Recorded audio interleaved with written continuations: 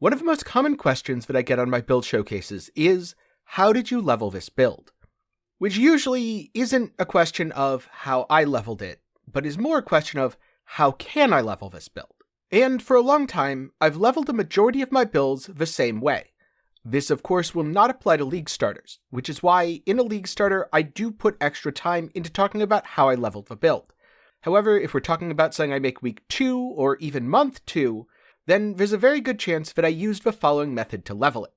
I'll use Hollow Palm technique, and I'll usually combine it with a melee skill such as Smite. And so today, I'm going to tell you how I level most of my builds in Path of Exile, so that if you're interested in doing it for yourself, you can follow along. Again, this will not apply to League starter builds. League starter builds are an entirely different category. But for everything else, this is roughly how I do it. So to start off with, what is Hollow Palm technique, and how does it work? Hollow Palm technique is a keystone granted by the 1-with-nothing small cluster jewel. This jewel drops from Delirium bosses, so it's fairly uncommon and usually sells for about an exalt. The keystone itself reads as follows. You count as dual-wielding while you are unencumbered. 40% more attack speed with melee skills while you are unencumbered. Adds 14 to 20 attack physical damage to melee skills per 10 dexterity while you are unencumbered. And the keystone then clarifies you are unencumbered while you have no gloves, main hand item, and no offhand item equipped.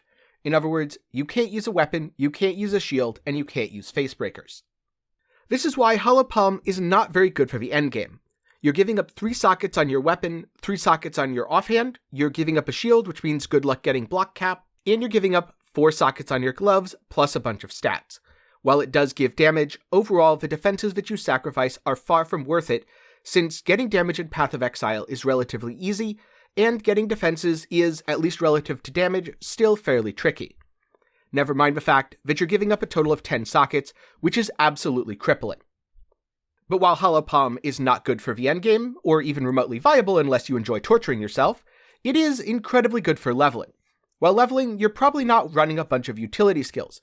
You're probably not stacking reservation efficiency and adding a bunch of auras.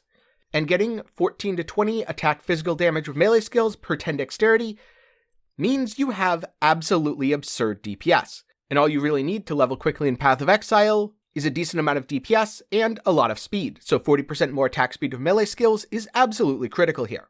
And now I'm going to talk about some items that I use to make a gear set to build up the Hollow Palm technique, starting with a Goldrim. The reason I use Goldrim is it means I can largely ignore resistances. The item is fairly inexpensive, so it fits really well into the leveling kit. Next up, the amulet is Astramentis. This is very important, since it gives you 100 of all attributes. This will automatically fix any attribute requirements you have, either from other items or from your gems.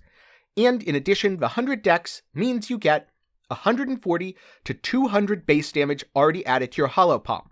In terms of the anointment, you either want Utmost Swiftness or any of the 30 dex nodes. For boots, you can either use 7 League Step to run faster, or if you want to make your early leveling experience a little bit smoother, at the cost of going a little bit slower, then I suggest Wanderlust. The freeze immunity is very nice, and hey, they even have some nice stats on them. For rings, much like boots, there's 2 options. You can either use the Heup of All, which will be your best damage, it gives attributes, and it gives increased damage, something that you don't have a ton of at low levels, or you can use Thief's Torment. Thief's Torment will give you life gain on hit and mana gained on hit, meaning you essentially don't have to use life tap and you'll have infinite health. Though, if you don't wear any gear with life on it, your health pool could end up being a problem where you get one-shot. So stun immunity is advised given how many uniques this setup uses.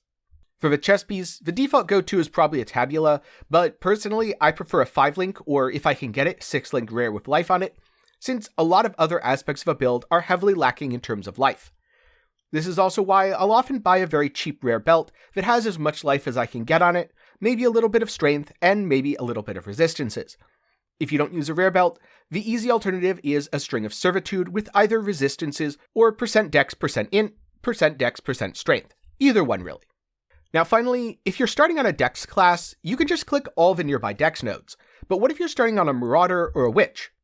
This is where jewels like Fluid Motion and Careful Planning come in. Fluid Motion will transform strength nodes to dex, and Careful Planning will transform int nodes to dex.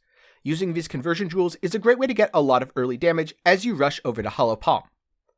Usually, it'll take you till about level 10 to actually get to an outer jewel socket, since you can't put Hollow Palm Technique or any other clusters in an inner jewel socket, but once you get there, you should be good to go, and you'll smoothly get all the way to maps.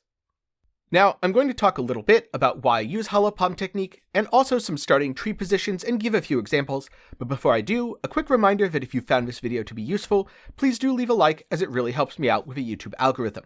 If you want to see more Path of Exile or action RPG content, then sub to the channel and make sure to ring that bell to be notified whenever I upload. On the other hand, if you play other games and want to see me talk about other gaming topics, gaming news, and much more, then check out my second channel, 10 Gaming Thoughts, where I recently talked about Vampire Survivors, and I'm going to be talking about more games in the near future. As always, a link to that will be down in the description below. But for now, let's use some tree examples here and show you how you'd go about building a hollow palm tree. So if you're starting on something like a witch, you'll want to immediately go out and towards the outer edge. Now, whether you go left or right really depends on what sort of build you plan in the endgame, as clicking a bunch of attribute nodes now, whether you go left or right doesn't really matter. Something similar can be done with a Marauder, where you either go up towards the Templar side, or you go down towards the Duelist side. In general, I do think if you're going pure Fizz, going down towards the Duelist side is a bit stronger, but I tend to like using Smite, which is an elemental skill, and I like converting a bunch of my damage over to elemental with things like Fizz to Lightning and Fizz's extra fire. So personally, I find myself opting towards the elemental damage nodes more, even if it means spending a few extra regrets to respec later. Now, if you're starting on the ranger side of a tree, you've got it really easy. Just rush over to utmost swiftness and you're pretty much good to go from there. Remember, Hollow Palm does give you a ton of damage, but it won't always give you defenses. So keep an eye out for things like armor, and especially keep an eye out for things like life.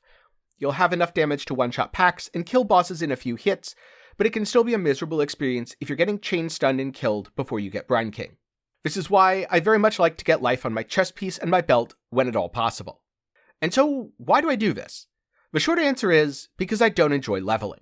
If I enjoyed leveling, then what I'd probably do is I'd practice and I'd get good at it. If I was good at leveling, I'd be able to go through the story in a few hours with pretty much any skill that I wanted, as long as it's not absolutely terrible. I'm certainly not going to advocate for anyone being able to do a 4-hour leveling run with Penance Brand, but with a lot of skills, 4 to 5 hours with good practice isn't unreasonable. But on the other hand, because I don't enjoy leveling, and I don't want to put the effort in to learn it, then I can just use Hollow Palm and skip all that process. It certainly won't help me on League Start, which is why my League Starts tend to be on the slow end.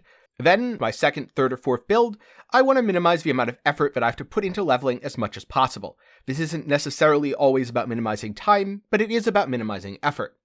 So, if you're ever wondering, how do I level my builds in Path of Exile? Or what's a way that you can use to level all builds in PoE for a cost of about 2x? Then, I suggest using Hollow Palm Technique. But now I'm curious, do you have any leveling builds that you default to when you tend to level things? Maybe it's Steel Skills or Cold Dot.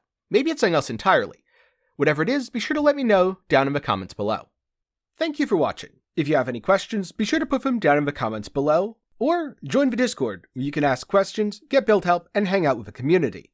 A special thanks to my patrons and YouTube channel members. They're awesome, and they get to show it by having their name on screen in the credits of all my videos. So if you want to see your name here, be sure to check the link in the description.